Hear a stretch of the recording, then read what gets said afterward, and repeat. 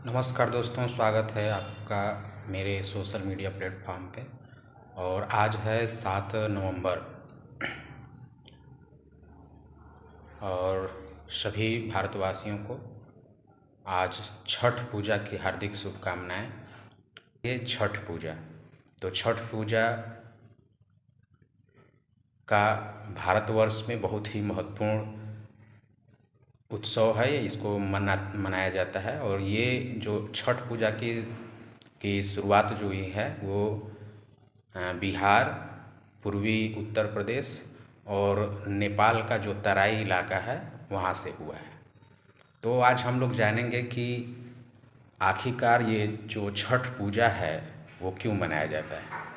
तो आप लोगों को नाम से ही पता चलता है कि छठ जो शब्द है वो पाली भाषा का शब्द है। और हाल ही में पाली भाषा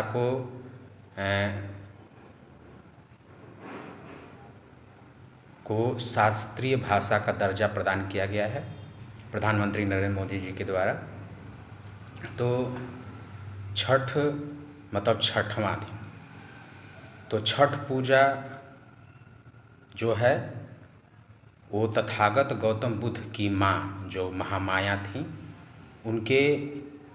उनकी आराधना की जाती है। क्योंकि छठ का मतलब है छठवां दिन, अर्थात जब तथागत गौतम बुद्ध का जन्म हुआ तो उनकी माता महामाया का जो है छठवें दिन, उनके जन्म के छठवें दिन ही उनकी मृत्यु हो जाती है। तो लोग उन महामाता महामाया की आराधना करते हैं और ये कामना करती हैं औरतें कि जिस प्रकार महामाया गौतम बुद्ध को जन्म दे करके इस संसार को अंधकार रूपी ज्ञान से प्रकाशमान कराने में उनका अहम योगदान है, इसलिए महामाया जी का तथागत गौतम बुद्ध की माँ की आराधना की जाती है और छठी मैया के नाम से उनकी आराधना की जाती है। ये बहुत बड़ा पर्व है भारतवर्ष का और इसमें प्राकृतिक तरह की पूजा पद्धति होती है। तो कुछ विद्वानों का कहना है कि कैसे आप कह सकते हैं कि ये छठ पर्व बौद्ध परंपरा से संबंधित है।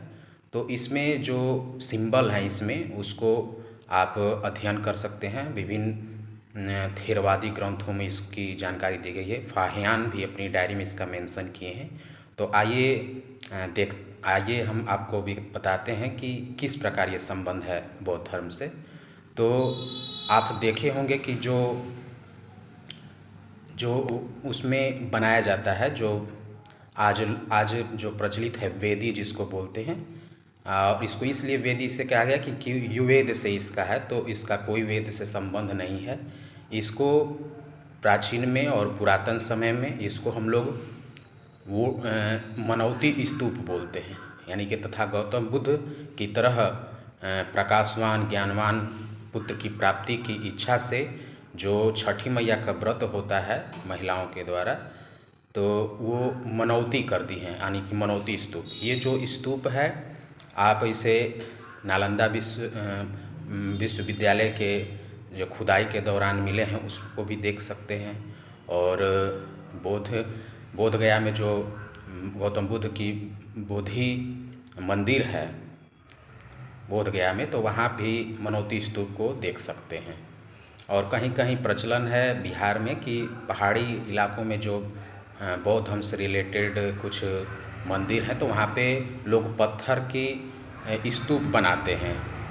और अब के लोग उसको कहते हैं कि ये मतलब घर बना रहे हैं लोग, लेकिन वो वास्तव में स्तूप का निर्माण करते हैं।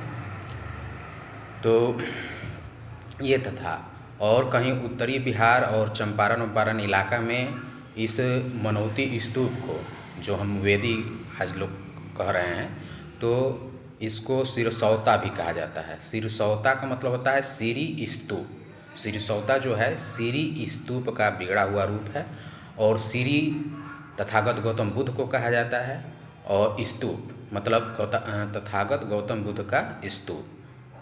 और इसको आजकल हम सुनते हैं सिरसौता कहा जाता है।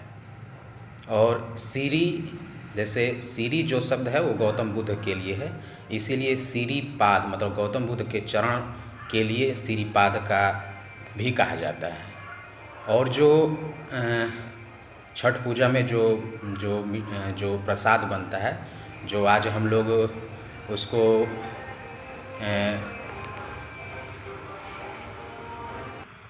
तो उस प्रसाद को जैसे ठेकुआ कहा जाता है, और जो ठेकुआ शब्द है वो बिहारी भाषा है, बिहार में अक्सर लोग इसका यूज करते हैं।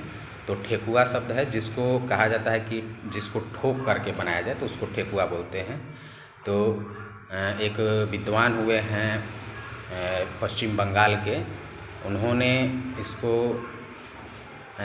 जैसे मुहर जैसे लगाया जाता है तो मुहर टाइप का होता है, तो इसको इस पे बौद्ध धर्म का जो प्रतीक है, जैसे पीपल का वृक्ष, गौतम बुद्ध को बोधि वृक्ष पीपल के वृक्ष के नीचे ज्ञान की प्राप्ति हुई थी, तो पीपल का जो पत्ता है उसकी मुहर उस प्रसाद पर लगी होती है। और धम्मचक्र जो तथागत गौतम बुद्ध ने अष्टांगिक मार्ग दिया था, तो 8 आरे वाला जो धम्मचक्र है उसकी चिन्हाटी रहे।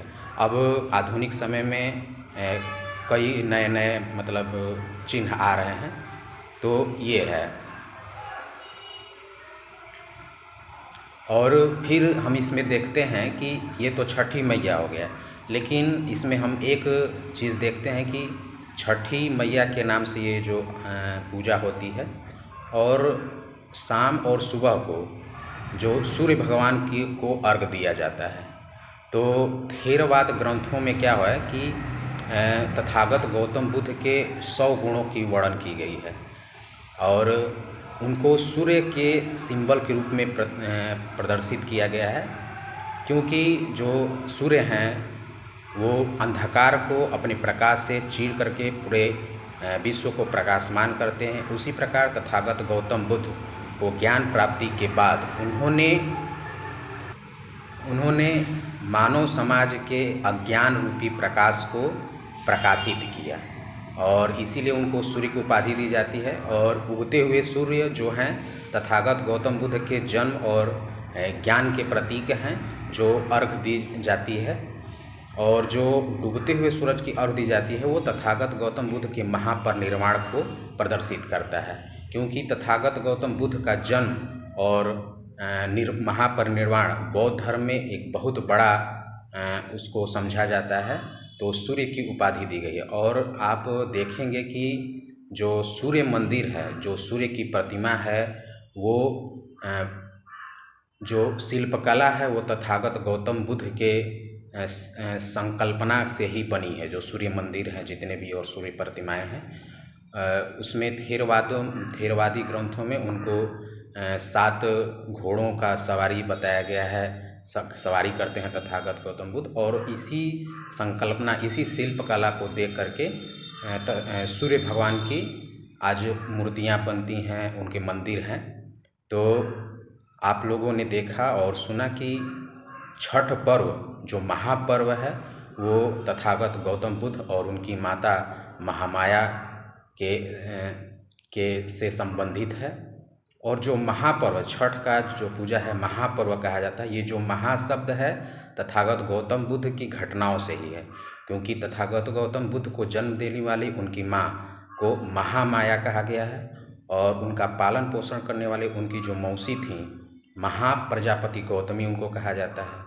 और उन्होंने जब घर त्याग किया था 29 साल की उम्र में, तो उस घटना को महाभिनिष्क्रमण कहते हैं।